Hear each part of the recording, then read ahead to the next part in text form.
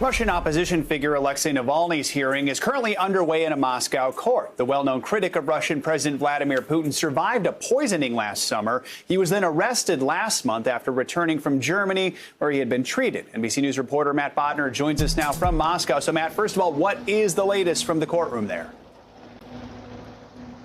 Joe, thank you and good morning. So it's a little bit difficult to get a sense of what's going on in the court today. The judge did not allow photojournalists or video journalists in the room, but there is a group of journalists who are allowed in, and they're allowed to tweet and send off stories. So we're getting a sense of what's going on.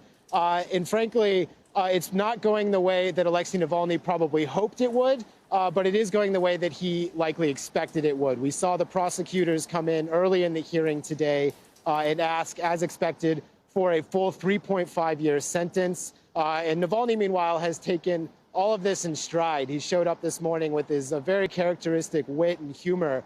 And it started right when his wife walked into the courtroom this morning, his wife, Yulia, who's been taking an active part in the protests in his absence. This is the first time he's seen her in 2 weeks. And he said to her, Yulia, they've been coming to me in the detention center and telling me about all of your radical actions. You've been bad. I'm very proud of you. And with that smile and laugh, he's been going on all day. At one point yelling, "I was in a coma. What else was I supposed to do?" When asked about why he didn't notify parole officers that he was in Germany. Quickly, Matt, outside of Russia, how are people responding to what's happening here?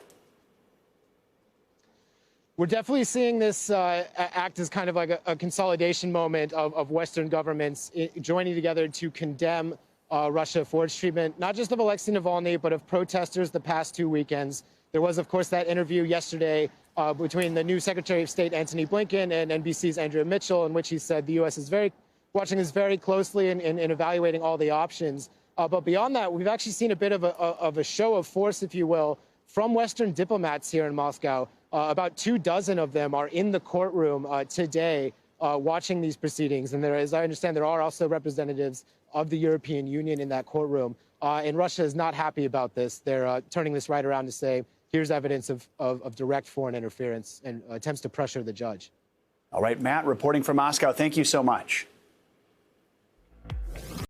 Hey, NBC News viewers, thanks for checking out our YouTube channel. Subscribe by clicking on that button down here and click on any of the videos over here to watch the latest interviews, show highlights, and digital exclusives. Thanks for watching.